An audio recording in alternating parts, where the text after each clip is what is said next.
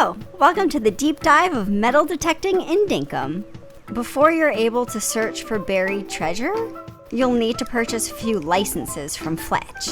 The excavation license grants you the ability to purchase a shovel, unlocking metal detecting, which you will also need to redeem. You'll need to have a spear, which requires the hunting license, or a pickaxe, which requires the mining license. These will break open the treasures you find.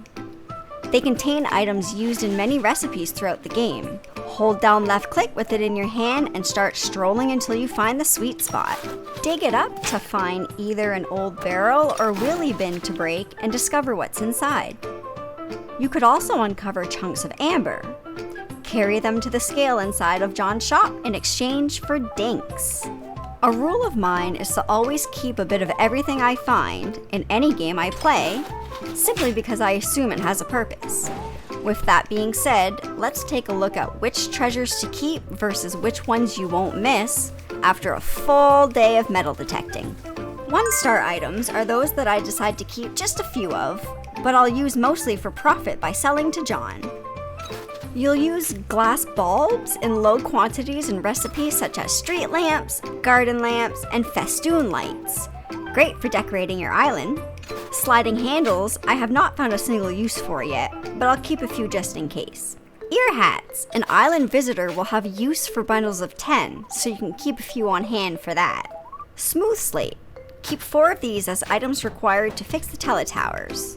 4 of them will be reserved for one of Fletch's recipes, and 1 per the amount of weather stations your heart desires.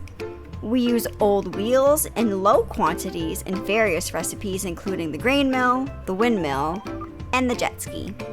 2-star items I use more frequently, so I keep a little more in stock at all times. Old contraptions will vary in demand based on your own personal game choices. Bright wires I found are a little harder to come by, so I keep all the beautiful ones I find. Button boards and old toys are only used in 2 recipes each, the gotcha machine and the quarry. 3-star items are must-keeps, and they consist of hot cylinders, which have a low drop rate and are used in recipes like advanced sprinklers, bat zapper, and chainsaw. Old springs are in high demand in many recipes. Keep a solid inventory of these. Green boards also have a low drop rate and fall on the rarish side. You will need 12 to aid in completing all 4 teletowers alone. Old gear you'll find is used in 19 different recipes, some in large quantities, some not so much. The 2 remaining items to take note of are the old keys and the shiny discs. Keep all the keys you find as they open the lock gates to the chambers underground in the deep mine.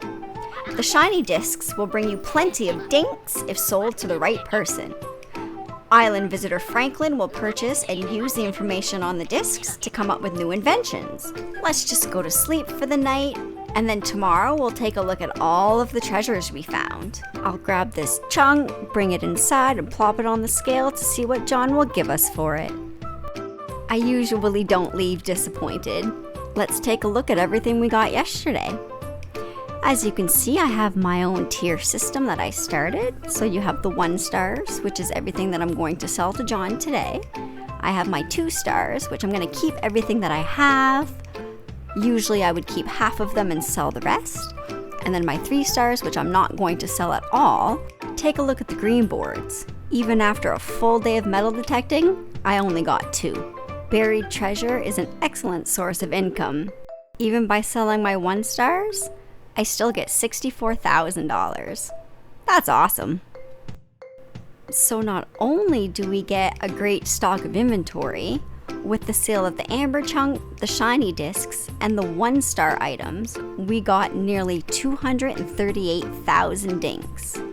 I hope you enjoyed the video. Please leave a like or comment, and don't forget to subscribe. See you later.